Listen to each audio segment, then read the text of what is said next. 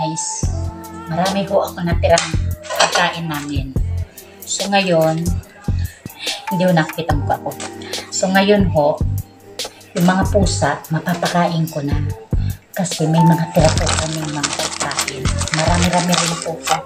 Kaya ilalagay po natin ito sa tamang lalagyan.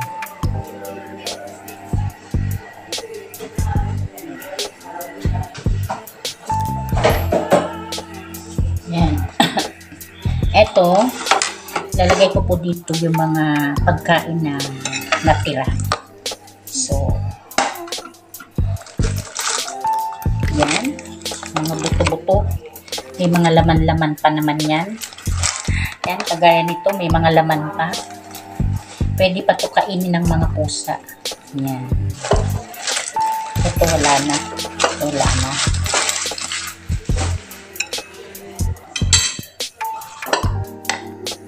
Ito oh, puro laman.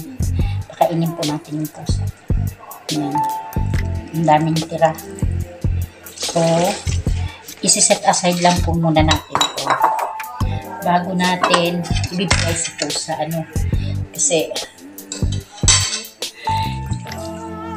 hindi ko ako nakikita. Wala ko kasi akong patungan. Yan. Wala ko kasi akong patungan na maayos. Yan. Ganito ba?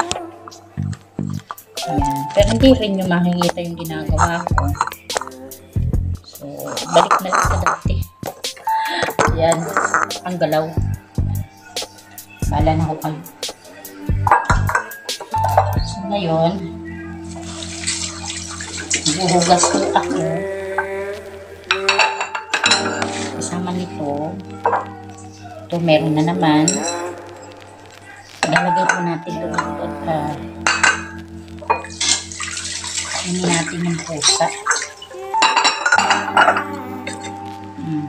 Ito, may mga kanin. Yan, marami akong ipapakain sa pusa. Naririnig niyo ba ako, guys? Mahina ang boses ko na. Kasi dito, kaya ko pinapahinaan ang boses ko kasi ayaw nilang ang pusa ay bibigyan ko ng pagkain. Kaya pag po ako nagbibigay ng pagkain, patago. Kasi pinagbawalan po nila ako. Yan. Kaya mamaya pagkahugas ko, ibibigay ko po ito sa pusa. Ang dami. Yan. Ngayon na gabi, mabubusog po sila. Kasi maraming buto ng manok at laman ng manok. Bye-bye. Yan. Sa daming pagkain, oh. So, abot pa siguro. Ilagay ko lang dito sa ano. Saan ba? Kasi, mahalata nila, eh. Dito ko na lang ilalagay. Para at least, alisin natin ang tubig. Yan. Kita ho ninyo, ito ho ay pagkain ng pusa sa labas, yung mga homeless. Ibibigay ko po ito. Yan. Kaya sana ay magustuhan nila. Yan. At ito, meron pa, marami pa. Yan.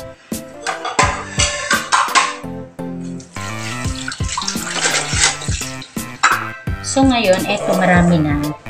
I-set aside po muna natin. Pagkatapos kung maghugas itong lahat, saka ko ibibigay. Kaya, balikan ko kayo. Maghugas muna tayo.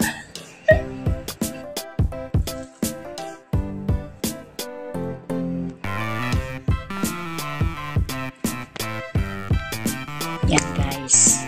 Itatapon na po natin itong basura.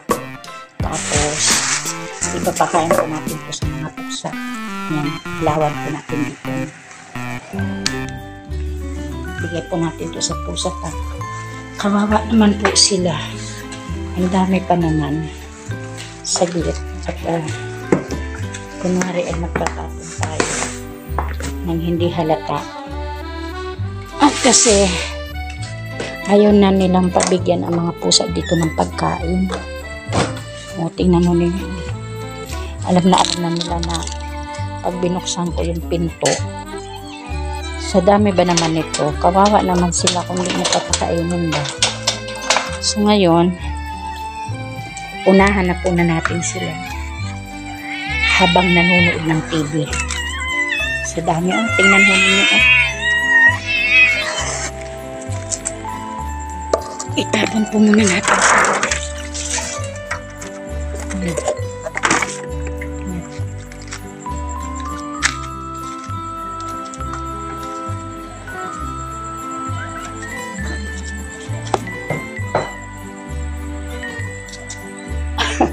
Sana yung hawak kong basura. Yan. Yan ito.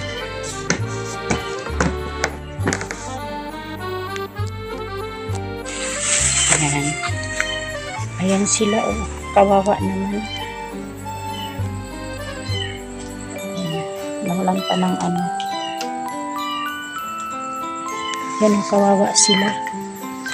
So, bigyan po natin ng pagkain.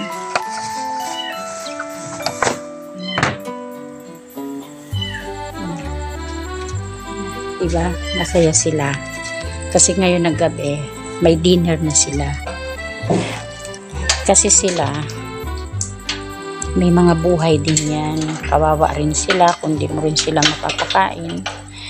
Eh, yung pagkain, itatapon mo rin naman lang sa basurahan, eh di, ipakain mo na sa mga hayop.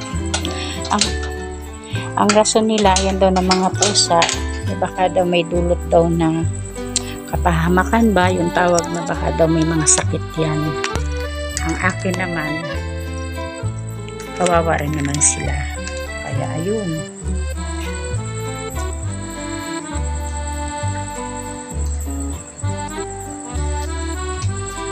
Diba? Yan. Hanggang dito na lang po ang aking video. Baka mapansin nila na pinapakain ko yung pusa. Ayaw talaga nila. Nagsabi na talaga sila sa akin. Pero ako lang naman yung makulit. So sabi ko, kawawa naman. Silipin ulit natin.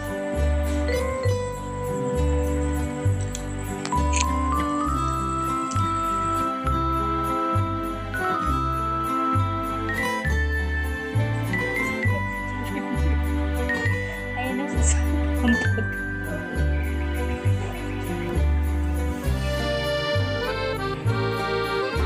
Sa dami po ng mga pusa.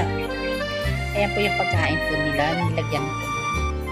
So, ang pagkain po nila ay yung noodles na natira po namin. Isang malaking mangkok. Hindi po namin naubos. So, ayan o. Ang dami po nila. Ayan o. Isang malaki po dito na mangkok. Yun, sasarahan ko na po yung pinto. Alas 7 na ho dito ng gabi.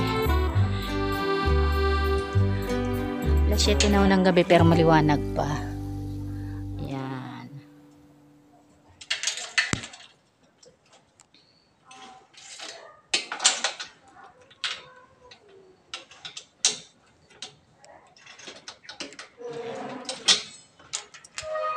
Bye-bye.